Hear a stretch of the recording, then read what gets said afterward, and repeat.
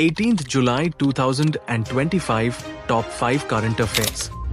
గిరిజన వర్గాలలో వారసత్వంగా వచ్చే వ్యాధులను పరిష్కరించడానికి గుజరాత్ భారతదేశంలో మొట్టమొదటి గిరిజన జీనోమ్ సీక్వెన్సింగ్ ప్రాజెక్టును ప్రారంభించింది. బీహార్లోని గృహ వినియోగదారులు ఆగస్టు 1, 2025 నుండి నెలకు 125 యూనిట్ల వరకు ఉచిత విద్యుత్ను పొందుతారని ముఖ్యమంత్రి నితీష్ కుమార్ ప్రకటించారు. భారతదేశంలో javelin anti tank guided missiles ATGM సహ ఉత్పత్తి కోసం భారతదేశం అమెరికాకు అభ్యర్థన లేఖను సమర్పించింది.